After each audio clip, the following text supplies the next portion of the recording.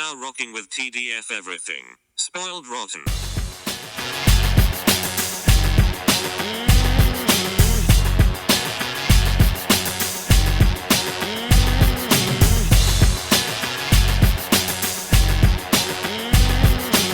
Spoiler alert. Welcome and welcome back, everybody. This is Daniel on Spoiled Rotten. Another special episode, talking with someone who, I don't think I've said this to your face before, but you're actually a true inspiration to me, Tristan. I feel like we've met in person once, and just the energy that you have, I feel like is infectious and really made me kind of think about how I carry myself. You've got a short film, Sugar Dumplin, that I was able to see, and I'm excited for other people to be able to see. And we're gonna talk about that, kind of the obvious love and care that went into that, and kind of the inspirations you had. But obviously, this show is comic book based most of the time. You said you didn't have a problem talking about nerdy stuff as well, so not at all. We'll have a mix of both, as we do whenever I have a very cool guest on. I ask your top 5 comic book characters. You don't have to give me 5, but just if you have them, we can go through them, kind of talk through it. Well, first of all, Daniel, thank you for bringing me on to your show. Likewise, I think, in working with you in the past, with one of my projects, I really was inspired by the nuance and the insight that you brought to the characters that we were writing. And I definitely want to continue to collaborate with you and figure out ways to really get you into sort of our mid-career camp, because I think that you are a phenomenal talent, and you do so many things really well. And so, I am excited to be on the show, excited to share a little bit about my story, myself, and then also the film. With regards to nerding out, I mean, listen, I grew up on Marvel and on DC, right? And so, when we're talking about top 5 of my favorite characters, I gotta go. I'll go from 5 to 1, and I think I always love doing it. Yeah. I think I might get some hurling of tomatoes at me, but I think one of my top 5, I think number 5 would probably be, it'll probably be Hulk.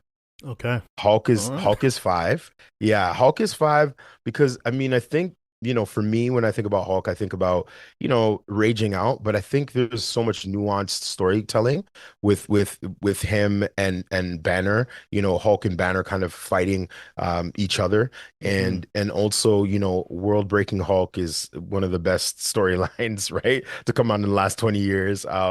And so that's really a big thing for me.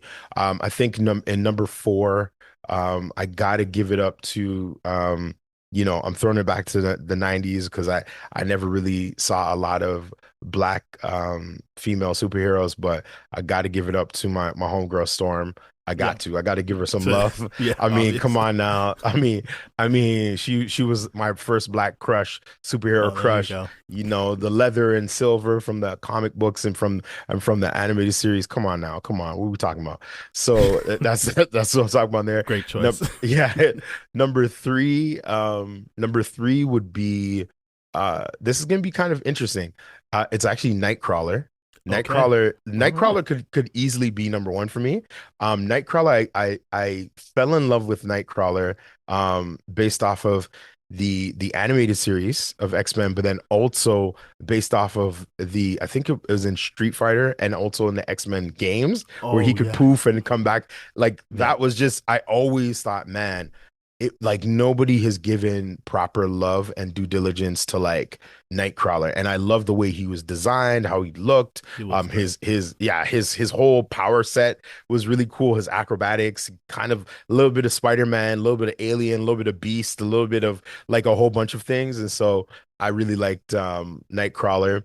My number 2 Oh man, this is gonna get really hard. Number two, I gotta give it up to Spider-Man. I mean, Spider-Man is There my you go. dude.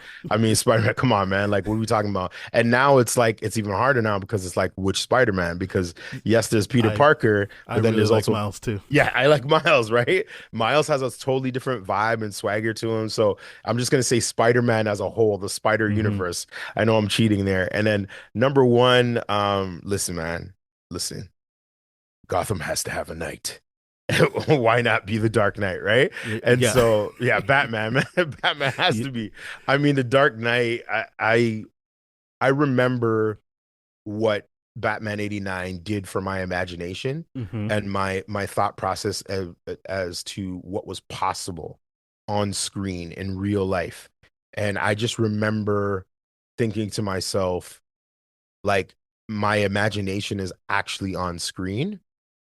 That's Um, that's powerful. Yeah, you know what I mean? That was really That's powerful. And I remember, I have a very fond memory of Batman comics in general because my brother was a collector. So he okay. collected Batman, both Marvel and DC. But Batman and Spider-Man were some of his favorite characters. He actually has the first and second Amazing Spider-Man, like what's his name? Mick what's his name? Oh gosh, the guy that played that created Spawn as well. Oh, Um McFarlane. Yeah. Seth. McFarlane. Yeah, yeah. Why did I say Yeah, Seth? yeah, Yeah, yeah. but McFarlane. McFarlane. So he has those signed by McFarlane. He also has the first three Lobo comics. Yeah. Oh wow. And he has like so he has quite a few relics from the 80s and early 90s. And so I grew up around all that stuff, but like Batman was always that sort of constant because he was just a man, but he was also like the smartest detective, right? And so there was always these sort of like parallels of like what would it feel like to be the richest guy in a room and also the smartest guy, but at the same Hmm. time put your body on the line every time and fight against like a Joker or a Riddler or whatever else. And so and what compounded that was the 90s animated series. I mean, that It's Batman yeah, animated that's a great series show. is one of the greatest animated shows of all time, right? And so, yeah, that's my top five. I'll stick with that. I feel good I with that I like list. it. I mean, you had Batman and Spider-Man for me.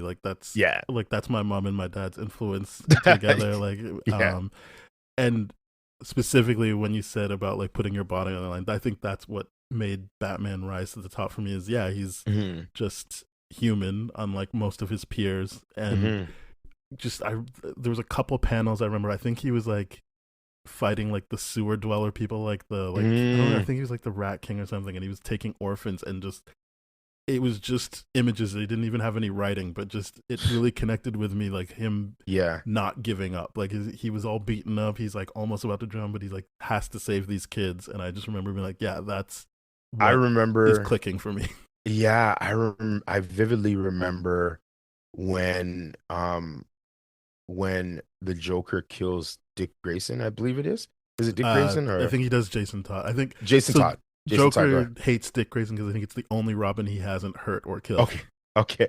So he kills him and I just remember the very original like panels of that and Hmm. I was so devastated and like It's I'm like intense.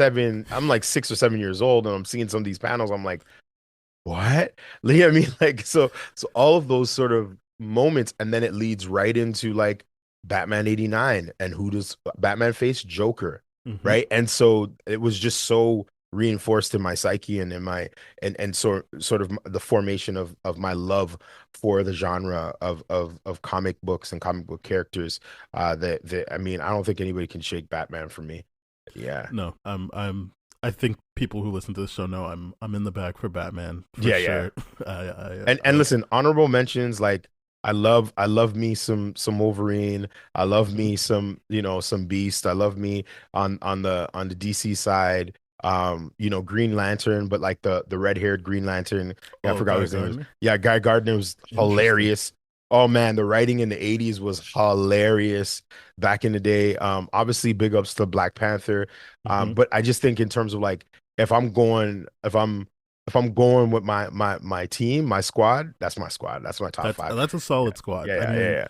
and I really like. we recently revisited the X-Men animated series on this Yeah. show before X-Men 97 finished up, and I had a newfound appreciation for Nightcrawler. Like I Yeah. respected your Nightcrawler pick because I feel like that show started off strong and then like you kind of get shaky, but his episodes always Yeah. were important Yeah. and they were about something, right? Like his crisis of faith, or Yeah. and so that's really, yeah, he's a strong character. I really like Yeah, Nightcrawler. no, Nightcrawler and his design was so good. You know Yeah, what I mean? Like his design was really cool. Yeah, his premise, and then I really think that he was one of the few characters that they were able to translate perfectly to film. And yeah. he only gets one movie, man. I'm like, It it is guys, unfortunate. and his scene is one of the best scenes in a that superhero opening movie. that That opening is that amazing. opening is amazing. It's amazing, and people never talk about it from X-Men 2. Like that is one of the best sequences. That was one of the reasons why I watched the film, because I was like, finally they have Nightcrawler and they did him justice, Yeah, I you was know? so sad Yeah. when they didn't have him in 3. Like I kept Yeah. thinking like, oh, maybe he'll show up, maybe, and Yeah. I no. I mean, it's unfortunate. I think the director kind of just ruined it for Yeah. Alan Cumming. He was like, I'm never coming back to that. So, Yeah. Yeah. It's but all he good. gave us a great performance. Like that is that. Yeah. Hopefully, people don't forget it. It's an amazing performance with that big scene to like set things off. Yeah. No, it was great. It was great. Um, well, thank you very much for giving us your 5. As I said, I like the top 5. I'm I'm not like a big Hulk fan from the comics, but I did kind of start to like him more as Hmm. Mark Ruffalo played him and go back and read Hmm. some comic arcs that make me be like, I get the appeal of Hulk. I really like it. And then everyone else you said, I was like, yeah, You those are great things. you know what it is about Hulk? I think for me, I always felt like growing up, Hulk always had the best fights. If you look That yeah, back at the comics, that's gotta be. Hulk versus Wolverine, Hmm. Hulk versus the Thing, Hulk versus Abomination, right? Like Hulk versus Red Hulk, Hmm. Hulk versus Gray Hulk. Like there's so many, right? There's so many epic fights that Hulk has. That to me is really like a testament of how good of a character he is. And like, yes, he's powerful, but then there's that level of self-hatred, right? That Yeah, level of conflict, inner turmoil, right? Which again, that's what makes it kind of hurt when you watch all of the Hulk movies. They didn't really, coincidentally, ironically, I actually really like the first Hulk. I don't know why. I don't the know. Ang Lee one. I Yeah, the think Ang that's the Lee one I one. have to revisit because I watched it at a weird time where I was already not that big on Hulk, so I was just like, this Yeah, isn't for me. yeah, watch it again. I mean, it's not a good movie. I mean, I'm not saying it's a good movie. I just liked it because I really liked Eric Bana, Hmm. like the actor. And I liked the fact that we were able to see just Hulk, you know what I mean, without any strings attached. The subsequent ones, well, the next one was the Incredible Hulk, right? Yeah, Yeah, that's yeah. I don't like that movie. Which is I mean, nobody thinks that I forgot what the actor's name is. Oh, Like Edward Norton. yeah, Edward Norton could, like, he's not the Hulk. You know what I mean? Like nobody cares about it. Right. And No. so and then we get Ruffalo, and Ruffalo does a great job. One of the best lines in Marvel Cinematic History. The secret is I'm always angry. Yeah, That, and then he turns around. Oh my God, I almost fell out of my seat when so I saw that the first Avengers. see, this is why I like the Ruffalo Hulk. I know that people don't like that he doesn't stay Yeah. the like savage one, but I appreciated that what is set up in that Incredible Hulk movie is he's desperately trying to reconcile the two sides, and I like Mhm. that the Ruffalo version of it. I know it's the same character, but like Ruffalo's intentions feel like he is like actually going to make that resolution, and then he does by Yes. Endgame. So I like that they um seal that off. But then when you get to She-Hulk, you realize he still has other issues, so it's not like it's completely over. Like there is And somewhere else for him to go. there, I mean, here's the issue. The issue for me with what Marvel did in the cinematic universe is they they wrote, because because of how powerful the Hulk is really is in the Hmm. comics, they had to write him and neuter him. And they did that intentionally, film after film, to the point where by the time he gets to Thanos, he basically is a shell of himself. And that's frustrating to me because instead of, good writing would say, okay, we're going to have some sort of mechanism that's going to um defunk Hulk or something, Hmm. right? But they kind of just say like Thanos is just does some Chinese handshake lock on the neck, and then all of a sudden, it's like I what? There's See, pressure points my now, my right? yeah, I would agree that for Infinity War, I didn't like that it wasn't clear, even if you asked the Yeah, actor, the director, the writers, what the issue was. Because to me, I was like, oh, he's just mad, or not mad. I thought he was like, oh, I'm not fighting Thanos again. Like, don't bring yeah, me out to fight Thanos. I thought yeah. that was it. But then if you ask the director, he's like, nah, he's mad because he keeps getting asked to do things. And then the writer says something else. And I'm like, see, I don't like that they don't have a clear vision for what's They happening didn't. there. No, they needed a mechanism to because here's the issue, right? And we know this as writers, being writers, right? Is that in every film you have to have a crucible. Hmm. What's a crucible? You have to have something that forces all of these characters to collide together, right? Their lives to collide together, their beings to collide together. And if there's one thing that can break that up, is not writing a good enough crucible or good enough reason for them to be together. And if there's a reason why everything can be resolved by one choice, then it's not a crucible at all, right? Right. And so Yeah. so if you have Hulk, and Hulk is this super being and he can defeat Thanos, there's no reason for getting all the gems and going all these places and bringing the team together and fighting Thanos, Hmm. because one character can do that.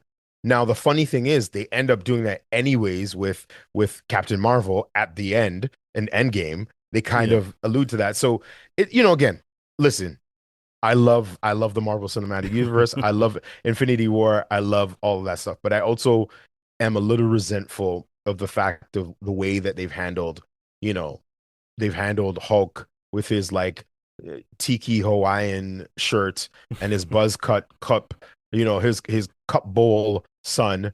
And you know what I mean? Yeah, Like I it's just forgot about the sun you know what I mean? part. Like you know what I mean? Now he looks like he's coming out of an episode of Full House instead of being friggin' savage, world breaker, smash everything Hulk from like the first two Avengers. So that's the part that I do resent. I think that now they've kind of written himself into a hole. Yeah, they might have with Hulk. Um I don't have a retort to that. All I can say is, unfortunately, now that I'm more invested in Hulk, I'm only seeing that now. Before I was like, yeah, no, that's good. He found peace. Good for him. Yeah, yeah, yeah, yeah. He found peace. Oh Lord. um, well, yeah, thank you. I could talk about this all day, but I do Yeah, want to yeah. make sure that you have a chance to, if you find it necessary at all, kind of give your background, and then you Yeah. can kind of ease into the sugar dumpling of it all. Yeah, absolutely. So yeah, my background is as a film and television director, but I started out as an actor. Found acting at a very young age, around 7, 8 years old, Wow. and was a stage actor. And I really didn't do any sort of classical training. It was all church theater, community theater. Hmm. Loved that. Did that for many years as a kid, then transitioned to a teenager and got into competitions. Um, First national, then international acting, singing, and arts competitions. Okay. And from there I really learned the power of refining your gifts and your skills. As a kid, you just want to do it because it's fun, right? And Right. you get a little bit of applause from the audience and stuff. But when you get older and you have mentors and you have people that can see something in you, it's really powerful, because then you can start seeing that maybe I can build a life around this, maybe I can actually be really good at this. And that's what happened for me as an actor. And got to a place where I got my first opportunity. Actually, fun fact, when I was about maybe 11 or 12 years old, like this is like early 90s, I was in the movie I was just an extra in the movie for called The Search for Bobby Fischer, Okay. and that was all shot in downtown Toronto at University of Toronto, which is like a old like that campus is super old, like 100, 200 years old, and so that was my first experience in sort of the film business, and then I had a long stint of not doing anything in the film business and just doing theater. And then at a certain point when I was around 19 years old, I got an opportunity to be a part of a choir that was going to be in a film and television movie called Sins of the Father, which Okay. starred Vin Rhames. And that was like 2001, 2002, somewhere around there. And that was my first sort of real, like, properly paid job. I worked for a day and they probably paid me $3,500, which is like the most amount of money I ever Yeah. made. At that time, I was like $3,500 for like singing. It's something I do normally at church, sure. And then from Perfect. there, yeah, you know what I mean. That from there, it opened up doors for me to be able to be professional, and I got into the union, and I started to do background acting, get principal work, worked Mhm. on shows like Ready for Roscoe and Degrassi, and then worked on The Perfect Man. I actually did a cameo in Mean Girls in 2004, 2003, 2004. Nice. Yeah, so I got a lot of experience and exposure in the industry, and then I realized that as an actor, I'm at the end of the pipeline, and so what I mean by that is by the time you get casted and you get the role, the script is already completed, the finance is already secured, the director's already in place, DP's already in place, lighting, gaffers, producers, all that stuff is done. You're kind of the last thing that they check off, right? Hmm. Before they go to production. And so oftentimes, as much as this is a collaborative industry, as an actor, oftentimes you're kind of asked to stand in a certain place and perform certain things, right? Until you really make a name for yourself, Yeah. you're just kind of like, hey, perform this, please, this way. And so I saw that and I saw the writing on the wall, and I was like, you know what? I could wait for people to kind of give me opportunities. I can create my own. And so at that point in time, I started to go to a lot of different sets and seeing, like, as a background actor, as a principal actor, watching and seeing, okay, who's talking to who? Okay, oh, that's the DP. Okay, DP's doing okay, and then they're talking to the gaffer and the grip. Okay, oh, and then that's the director. Okay, the director's talking to who? Who's that guy that everybody's talking to? Oh, that's the producer. Oh, okay, and that's line producer. And oh, okay, that's executive producer. Oh, and then that's the writer, the guy with the laptop or girl with the laptop, and then they're doing. And so I start to see the ecosystem. Hmm. And so I was like, okay, I got to get back to school. And at that same time, one of my friends was going back to school, and we ended up going to school together. We learned digital media arts, and that was kind of the start of my journey towards becoming a director and where I am as a writer director. There was I went to school I started in '06 and I graduated in '08, um or end of '07. And so it was like, what, 10, you're talking about 10, almost 15 years ago. And there's been a lot of different experiences, from you know shooting weddings to documentaries to traveling across the globe and capturing live events, and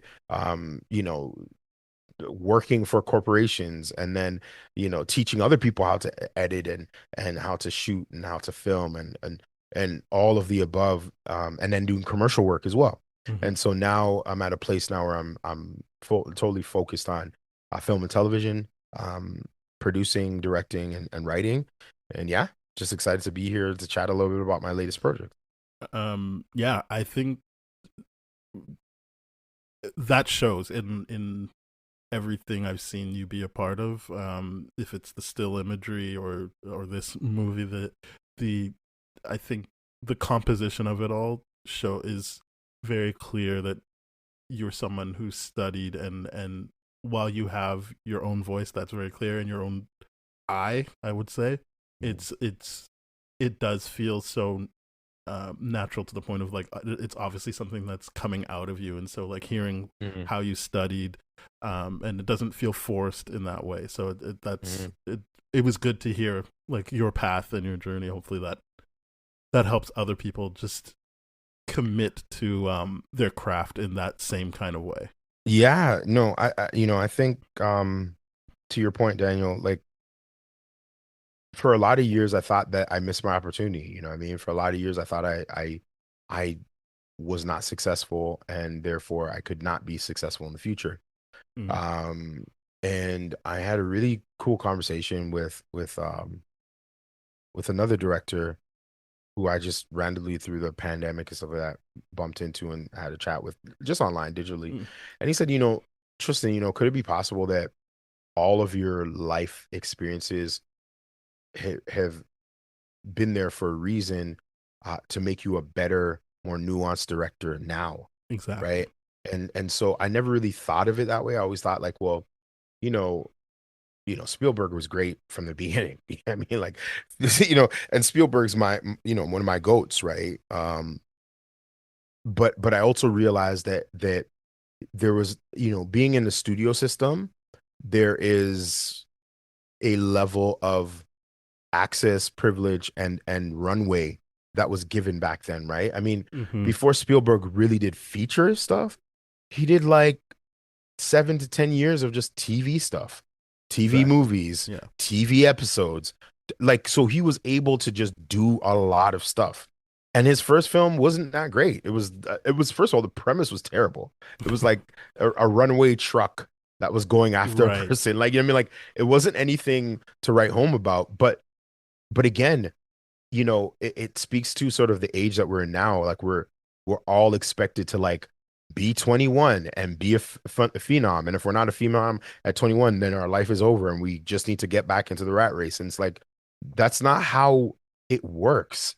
You know what I mean? That's not, especially for being a black filmmaker and creative, like many of us come from parents who just got into the country and we're the first generation that is fully like born into this country. And Yeah. so our parents are not talking about, oh, I have a cousin or an uncle or a friend who's a producer or a director. You should go follow them and shadow them if you like the arts.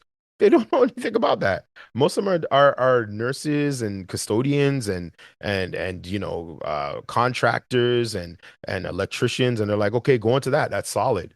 You can get into Right. A that, steady lock in. paycheck. Yeah, steady paycheck, get your mortgage, lock in, make sure you can provide for your family because they're in a survival mode, right? And so you will see many black and brown filmmakers not really getting into the industry until they're late, mid to late 30s because nobody has actually there's been no examples.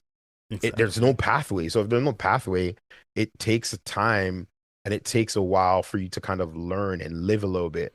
And I would say on the flip end side, like those that jump into the industry right away, you get the functional skills, you get the access and the nuance, but you don't necessarily always get the opportunity to just fail on a small level and also learn your voice, right? You're forced into like right away, you got to know what you may not even know, right? And so I look at everything I went through as a blessing and as a way that like a full circle moment, right? I learned everything from on screen acting to editing, post editing to being a DP, to a little bit of producing when I didn't even know I was producing my own stuff to now directing, right, and writing. And so I understand and I can speak to all of those different sectors.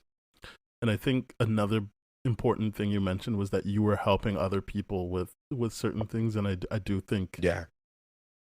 it on its face feels counterintuitive, but the way to get better at things is to kind of step up and be like, oh, I can help you with that, and like the Yep. practice of speaking with authority on things, and not not just blowing smoke or whatever, but Yeah. actually putting what skills you have to use will Yeah. help you build on them, uh, um, and helping pull people up from wherever they are to where you are. It just will help build up those skills, and obviously that's something you did, and Mhm. it gives you that experience in an environment where the failure isn't, if there is failure, it's not okay. Well, now I can't do this anymore. It's just like, oh yeah, well let's try something else. Like let's keep Yeah. going, and And it's and and and it's you get it done.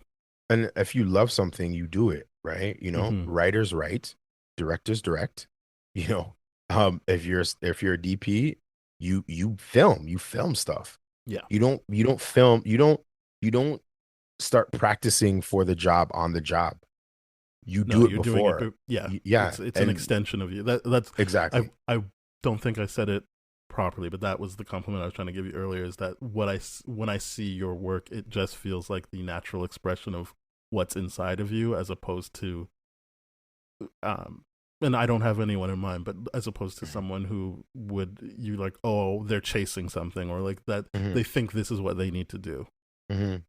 Which is what a lot of young creatives they bump into that challenge of like, you know, and I heard Spielberg say this in a video and I saved it, but it's this idea of like everybody and anybody can make something look really sexy and look very glossy and slick and Hmm. beautiful. Um, but can you actually tell a story, like a functional story that works, that hits those emotional tones and beats that stays resonant with the audience, right? Hmm. And so that's something that I've spent my whole life on. And a part of that is like when you're an actor, you got to know, you got to create stories in your mind because you're getting a script, and the script oftentimes doesn't have the background of the character. So you got to create that, and Hmm. you got to bring a level of humanity to that character, so that when that character makes choices, you're not judging that character, you're reacting as that character, because Yeah, you have a that's certain belief important. system. Yeah, you know what I mean? You have a certain belief system based upon the experience you believe that that character has had, right? Yeah, no, the absence of judgment of your character is definitely important because Hmm. that's what makes it real to the people watching as well. Is that Hmm. it's the obviously people know they're watching a performance, but if it feels like you are kind of tipping the scale one way or the other on some of these decisions, you take away nuance, you take away people being able to read things into the performance. Hmm. Yeah, Um, absolutely. so we're here today to talk about Sugar Dumpling. It, the way I usually start this is if what would you say is like not that you want to tell people how to feel about the movie, but like Mhm. what is something you're excited for people to see in the movie when they watch it? Wow, what am I excited for people to see? I'm excited for people to see the manifold or many folds or many layers to the West Indian Canadian experience. Mm-hmm. Um, I think that oftentimes we're relegated to caricatures of who we are and not actually who we are.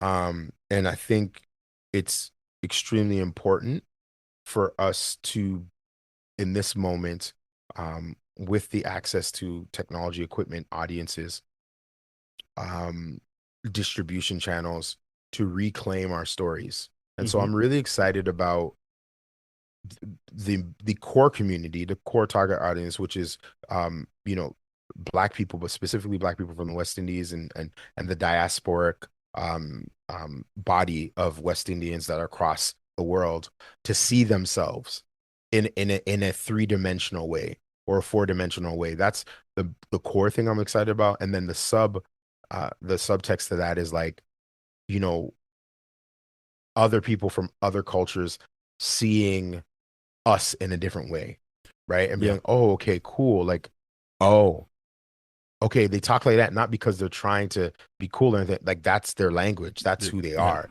That's an expression of who they are. And there's gravitas to that, and there's nuance to that, and there's flavor to that, and there's passion and conviction and love to that, you know? Um. Yeah. I definitely wanted to first, obviously, congratulate you. I think a lot of what we've said up until this point is proof that it's not easy to get this stuff done. Yeah.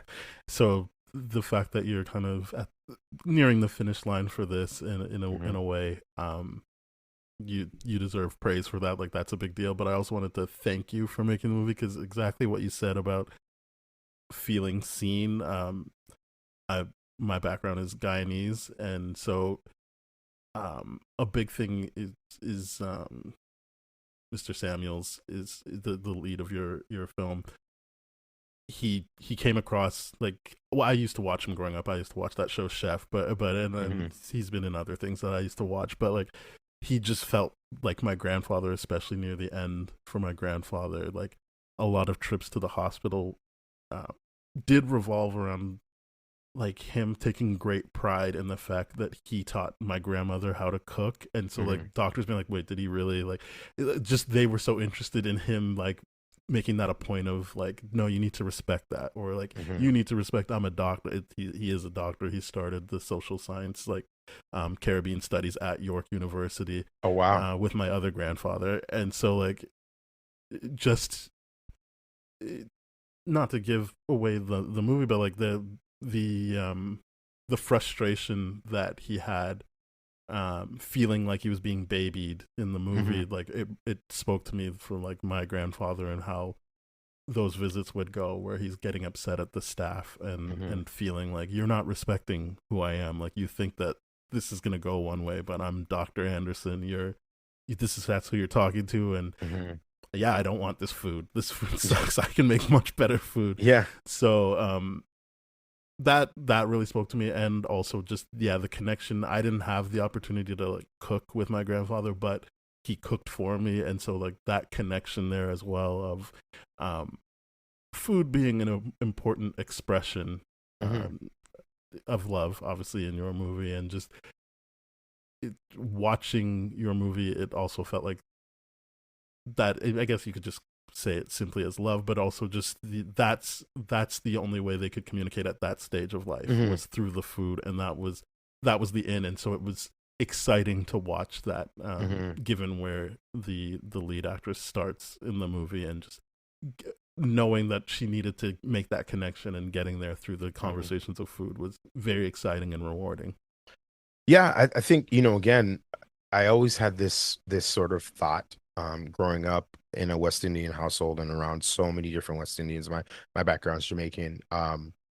Is that I could tell, I could tell how people, what people really thought of me based Hmm. upon how they prepare the food. If the food came in a brown paper bag, or it was microwaved, or it was like pizza versus like a home cooked meal, like a real put your foot in it home cooked meal, Yeah. it says a lot. And I can't speak for other cultures, but West Indian culture, it says a whole lot about how that person sees you, how they value you. Um, and so for me, I thought it was important to tackle the big question that I wanted to tackle in the movie was, how do you love somebody you don't like, Hmm.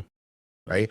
We all have family members or people in our lives who are close to us that we, outside of them being in related to us or being in close proximity, and maybe we grew up with them or whatever else, if those conditions weren't there, we probably wouldn't be around them. Right, you know what I Right. mean? And like, the reality is that, the film really asks that question, and then it also says, puts conditions on it. Okay, so now that you know that you don't, we're trying to figure out, how do you love somebody you don't like? What if the stakes are higher? What if you don't have a tomorrow? Hmm. How does that change the way you feel and then you treat that person, right? And so all of that comes out of this little small, short film, 20 minutes long, but I feel like it's like a really well cooked, intentional soul food type of meal, that when you leave really thinking about how fragile life is, how important it is to kind of like see the broader picture as to, where we fit as family members, and how we can serve each other and how we can love each other. And like you said, Daniel, in a lot of ways, how we can wrap our arms around each other and like reach back, right? Hmm. Because oftentimes what happens with our generation is we we forget that we have the privilege of having a way softer life than our parents and our Yeah. grandparents. Oh, yes, Like, 100%. we have benefits, and we have, organizations, and we have social clubs, and we have technology, and we have access to mental health care specialists and therapists, and gym memberships that are $5, and and 4-day work weeks and all this other stuff, right? Our parents didn't have that. No. Our parents had snow, racism, and hard work. You see what I'm saying?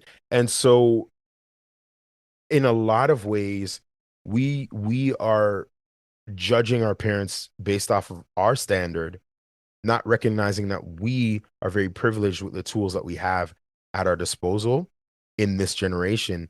And I think the movie really challenges our generation to say, okay, well, how can we reach back and not leave those who set us up for this life, and so I'm really proud of it. I'm really proud of how it came together.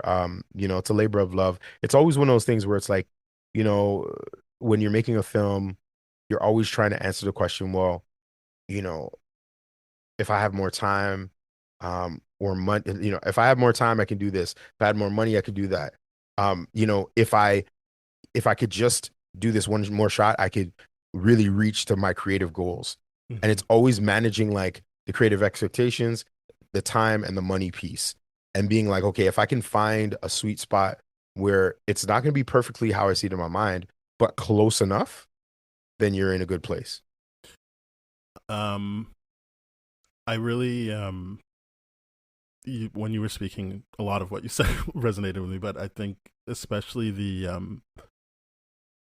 fact that it's a daughter, and Hmm. feeling like, well, why? I think she says at one point, I don't know why this is my responsibility, but I do think that hearing that context of what you wanted to get across, of like, you know Hmm.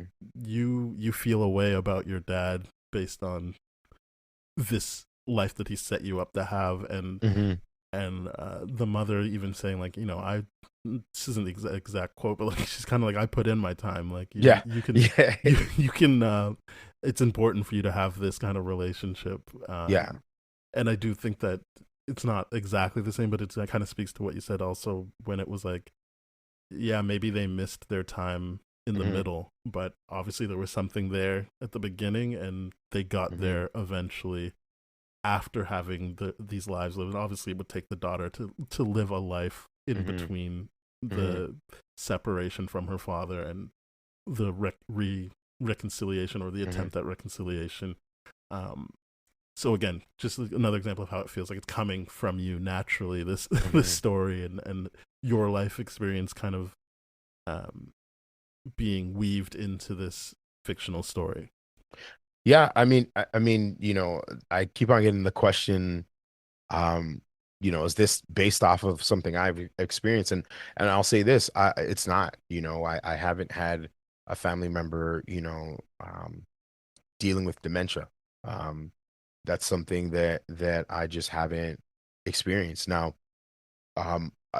the thing I will say, I will preface, is that the main character Desmond is a combination of many different people. Hmm. It's I call him Desmond to pay homage to the show Desmond. Yeah, I Um, figure. yeah, in the UK, growing up, watching Desmond, but then also a lot of his riffs and some of the comedic aspects I got directly from Oliver and Oliver at Large. And so there's that sort of full circle moment where one of the characters that I've written is based off of the actor who who It's basically betraying. inspired me, right? Yeah. And so it was just so surreal. But I think the other element to that, or the other side to that, is that although I never had a family member that dealt with dementia, I've had several family members deal with um, schizophrenia, mental breakdowns, Okay. um, and in a lot of ways, when with mental health challenges, although they are not the same diagnosis, they can have the same amount of detrimental effects on people. Hmm. And when people literally lose their mind, where they no longer recognize you, when they no longer recognize themselves, it's a devastating, devastating, devastating thing to happen.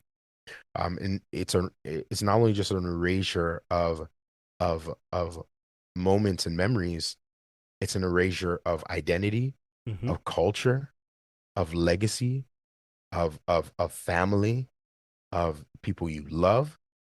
And so there's a sense of urgency there. There's a sense of like, I need to get I need to figure things out, irregardless of how I feel.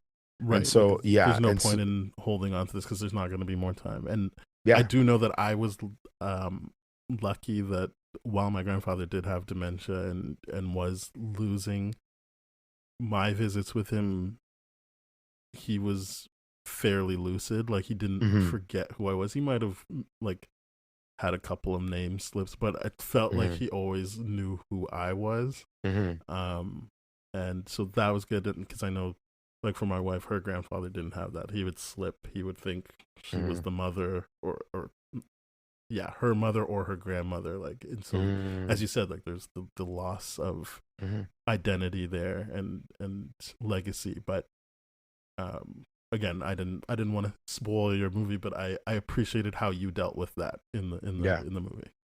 Yeah, I mean, again, there's so many different layers to the movie, so I don't think necessarily it's a spoiler as long as we don't give away like the major sort of moments in it. Hmm. I think that the main thing though is because we don't hide from the fact that it does deal with dementia. I Yeah. think we definitely want to give people a theatrical experience in the sense of being able to be transfixed or transported into this world and into Hmm. this moment because it is a moment.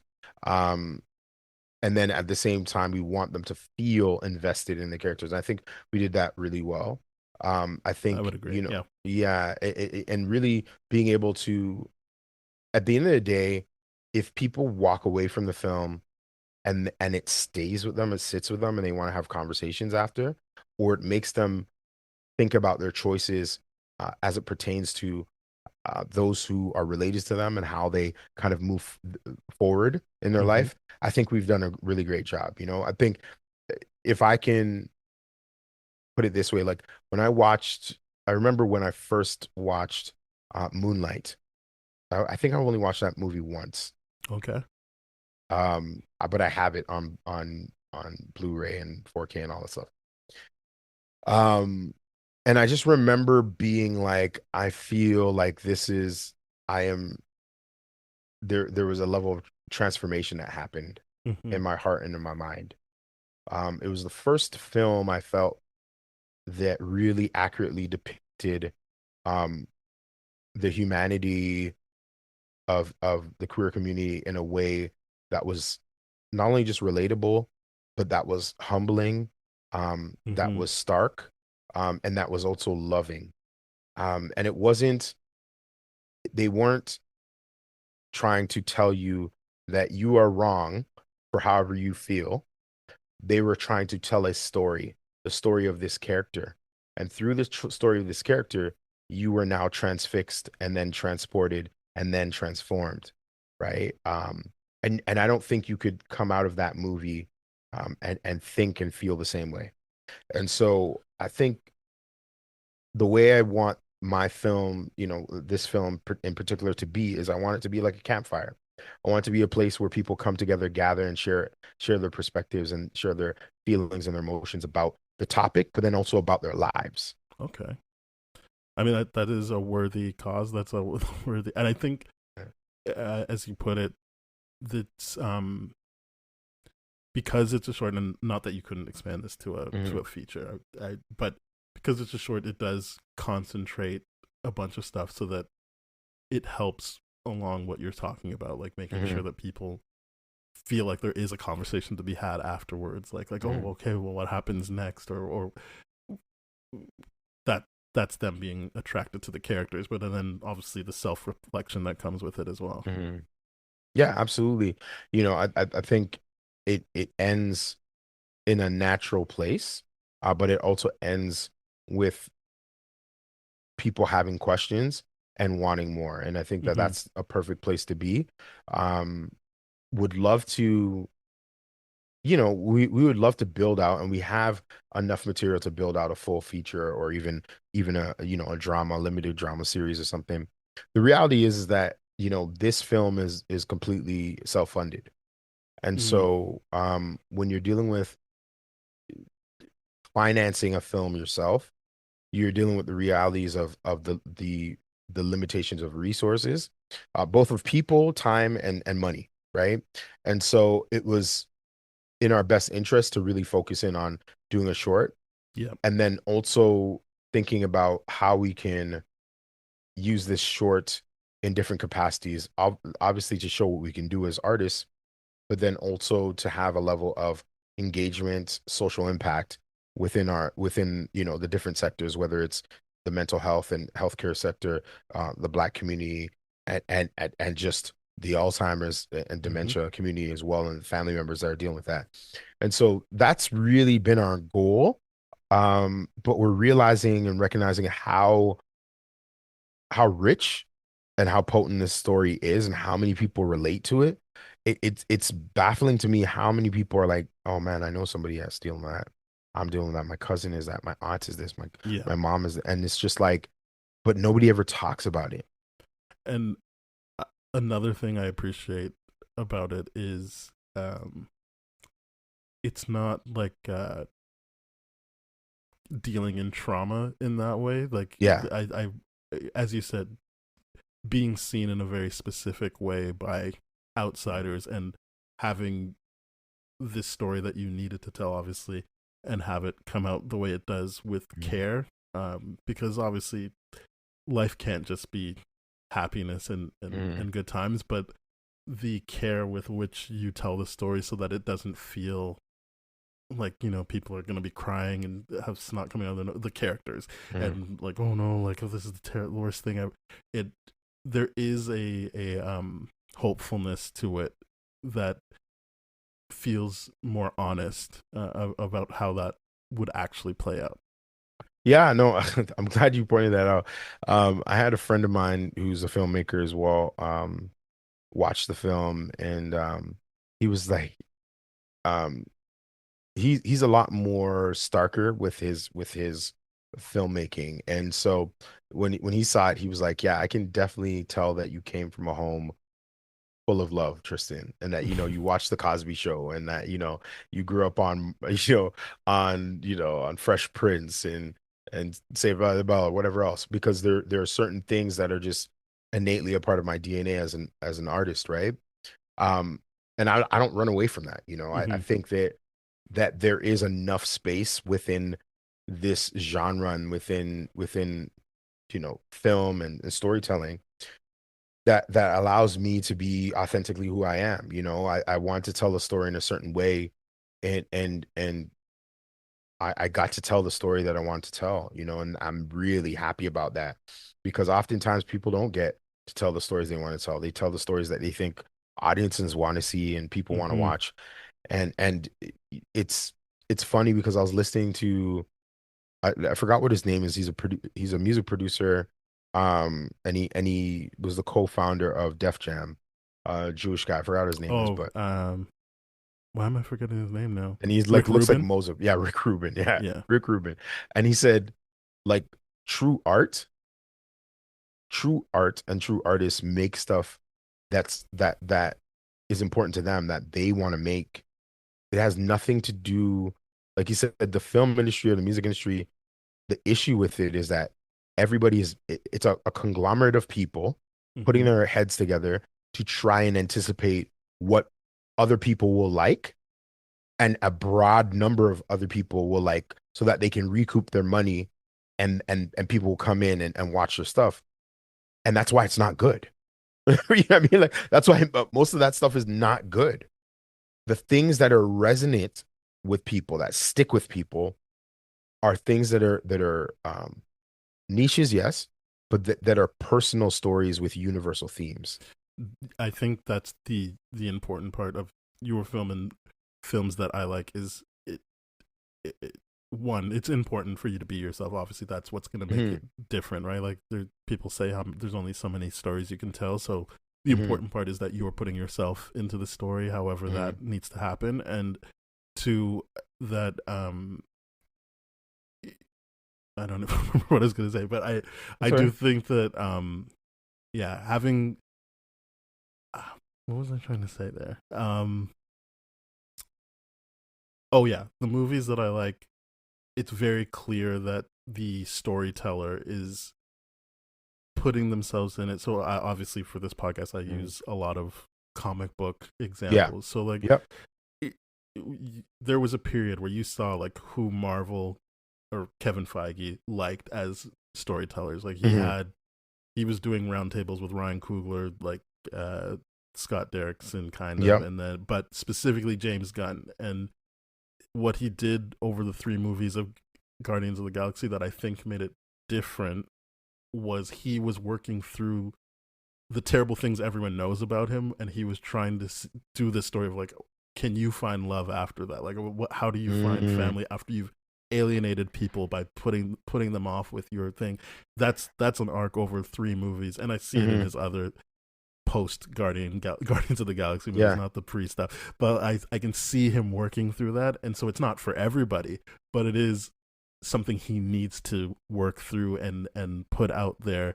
Same with Ryan Coogler. I think his two Black Panther movies, one his hand is forced, on the second one to Yeah. grieve, but on that first one, what is so compelling about Killmonger is that that's clearly Ryan Coogler. He Yeah. feels like, oh, I don't have this connection with the African part Yeah. of my life, and I feel abandoned by it, but I also feel like maybe that I'm being destructive, and so those things resonate with people more, even if they don't Hmm. understand quite what that function of Killmonger is.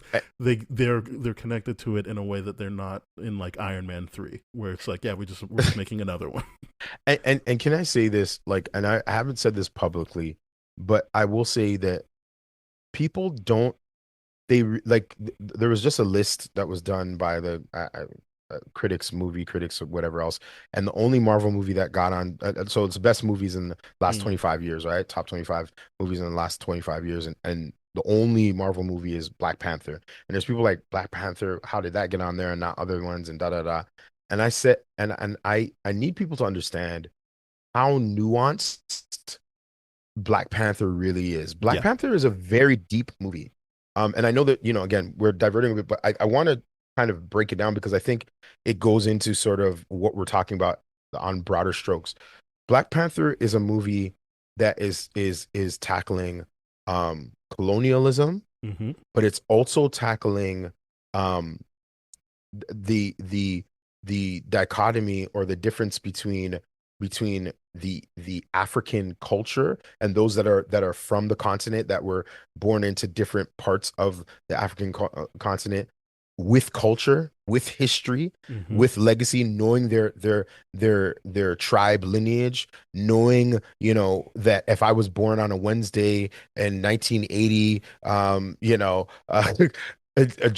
during March, there was a specific name I was going to be given, and that Hmm. name signifies a certain level of strength, dignity, integrity, family lineage, all of that sort of stuff, with the stark difference of growing up in the West Indies or in North America or in the West, where you didn't have that connection, right, to Exactly. identity, right? But not only just that, it also speaks to elitism. It speaks to elitism in the Hmm. Black community. It speaks to, like, well, if you have access to help and support and bring up your brother's keeper and bring them to the same level you are, why wouldn't you want to do that? And many people within the Black community who are well off don't believe that it's their job to do that. And so Exactly. it Yeah. speaks to that as well. It speaks to, the power of lies, right? With her, with Black Panther's father holding a lie for so long, right? And the power of how the ripple effect of how one lie can turn into several different things, right? Yeah. There's so many different things, brother, brother against brother, right? A It's brother yeah. killing one brother, right? How you deal with death, right? Black Panther, dealing with the death of his father, right? And then trying to find his own voice within that, right? And so there's so many different layers to it that people, yes, the ending fight scene is terrible. Yes, that's fine.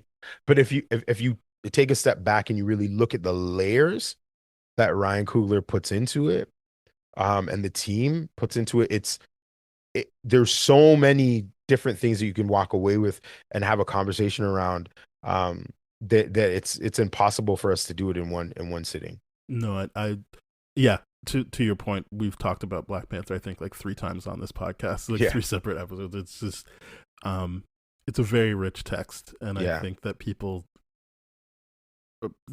in bad faith like to dismiss it as the black Yeah. superhero movie, but I do think that it's such a rich text that some people come away with um, missing the point of some stuff too. So it is a text that is worth discussion. Yeah. But yeah, to bring it back to your movie, I appreciated um, that it felt, as you kind of said, that people can see you in it. Hmm.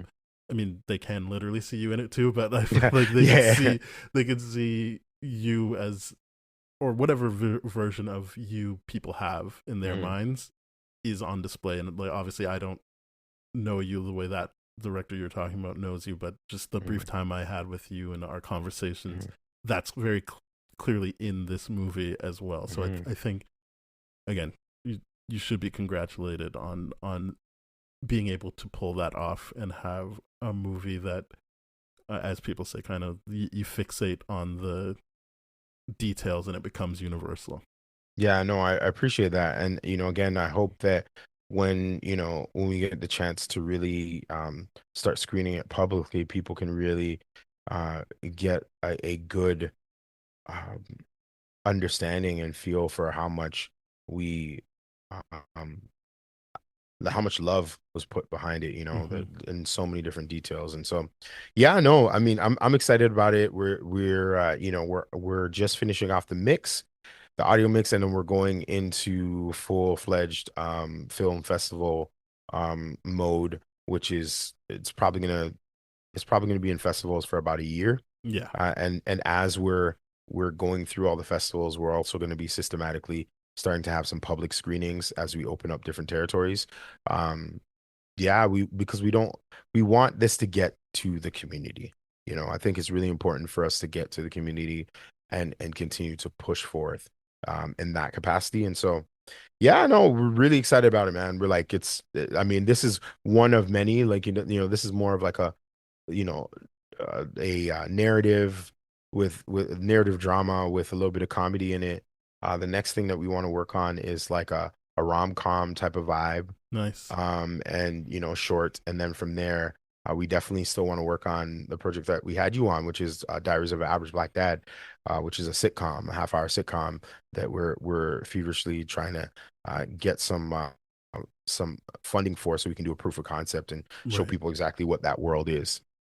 Yeah, I mean, I really took to that project, so I'm hoping Yeah. that you get what you need for that. But also wishing you the best of luck as you put it into festivals and people get to see it. And um, I have no doubt they'll get out of it what you are wanting them to get out of it. It's a Hmm. very well put together. And I think the other thing I should mention is, as you said, it's self funded, and I might be out of touch, but it doesn't look self funded. It looks very well put Hmm. together, and I know that's you and your team. Like, Yeah. you're not alone, but like the team that you put together, the team that you work with, making sure that it's the best quality, Hmm. and not just the best quality for your budget, but just it feels professional and well put together. Yeah, no, we appreciate that. A lot of um what we wanted to do was we wanted to make sure that the funding that we got for the film that we are using from our personal finances showed up on the screen, Mm-hmm. and so um like I said before, I do direct commercials as well. And so there was a pull. There's always that level of different industries affect you in different ways. And so for me, one of the biggest things I learned from the commercial sector is the power of making things look really good, you Mm-hmm. know, making it look sexy, right? And so when you marry that with storytelling, really great storytelling, then you have something, you have something that's commercially viable. And I think Totally. that's something that we're really proud about, is that like it's not just style over substance, it's style and substance together. And that's when you have you get into the Villeneuve type of movies, right? Yeah. The Dune movies, the Spielberg movies, the Scorsese movies, where it's like, yeah, the story's there, but also the substance is there as well. It 100%. It's Yeah. there. Um, well, um, I think a big part of this I would be remiss if I didn't get you to kind of Hmm. let people know like where they should go, how they can support this Yeah. in this, as I said, kind of final stage before you hit the festivals. Yeah, absolutely. Thank you for that. So if you are looking to get more information about Sugar Dumpling, you can go to www.sugardumpling without a G film. So sugardumplingfilm.com. You can join our mailing list. No, we're not going to spam you every single week or every single day. It's like once a month, just giving you an update on the project, Hmm. where our screenings are going to be, what film festivals we've gotten into, all of that sort of stuff. And then we're also always looking for ways to work with different organizations, institutions, to be able to integrate this into our social impact strategy. And lastly, if you feel compelled, you see the trailer, you read some materials about the film, and you're like, man, like I really like this film, I want to support. You can support financially. You can support by donating, $5, $2, $10, $15, $100, whatever you can, and all of those funds will go directly to pushing this film, getting into the next film festivals. We've already submitted to about 21, 22 film festivals so far, and we're gonna for 2025, and we're looking at submitting to another probably 20 to 30 festivals, and all of that Perfect. costs money. You know what I mean? Yeah. Like, we're looking at our at our budget right now. It's about $3,000 for just submitting to film festivals, right? Yeah. That's It's a not lot. getting there yet, right? Yeah. But we also recognize that we have something that is a beautiful piece of work, and so we don't want to limit ourselves to just a localized expression of all the hard work that we've done. This is, a year and a half, 2 years of work, and so we want to put it up on the biggest stages. Black stories, West Indian stories deserve to have the same love, the same appreciation, the Hmm. same amount of exposure as anything else coming out of France or UK or America or Canada. And so I just believe that this is going to be one of many projects coming out of the West Indian diaspora that's going to change the way people see us as storytellers. And so, yeah, if you believe that, if that's something that resonates with you, definitely hit us up. We'd love to chat with you. If you even have, a lot of people are saying, well, are there any other ways to sponsor? Yeah, absolutely. If you work for Air Canada, you can get an Air Canada discount so we can Hmm. fly somewhere. If Hmm. you have a space where we can do public screenings, if you have, a link with, I don't know, with a place with a food sponsorship or something that will connect to and tie in with some of the themes of the film, let us know. We are redefining this sort of independent game, especially within Canada. Um, we're doing it like, like this is our small business, and we're working it and working the channels from a grassroots level, and we're excited about it. It's a lot of hard work, but we're excited about it because we feel like, the only yes that we need to hear is the yes that we give ourselves. And Nice. Well oftentimes, put. yeah, oftentimes as artists, Daniel, we are so locked into the validation of external sources to say, yes, you're good enough to get money, you're good enough to do something, and now go ahead and do it. Instead of us saying, no, I know what I want to do, I have a vision, I'm going to get my people together, I'm going to get it done. And so that's what we're doing now. I really respect that. Um, yeah, thank you very much for doing this. No As I said, problem. I really connected with the movie. I loved it. And I'm happy to have you on and talking about it as well as the comic book stuff. Yeah, But absolutely. this was a great conversation. Thank you so much. Thank you. Thank you so much. And I appreciate everybody that's listening. And yeah, would love to come back on and chat some more comic book stuff and film Yeah, stuff with you that anytime. has to happen. That Yeah, has to absolutely. well, thank you very much for listening, everybody. You can find us at TDF Spoiled on Instagram, Twitter, Threads. We have a YouTube channel, youtube.com/@TDF Spoiled. And we're on most podcast platforms. You can rate, review, subscribe, follow, share with your friends, and tdfeverything.com/spoiledrotten if you want all the links to the stuff we're talking about. Yeah, Tristan, I can't thank you enough. This was great. And yeah, I'm looking forward to having you back on and for people to see this movie. Thank you so much. Have a great day, guys. Bye-bye.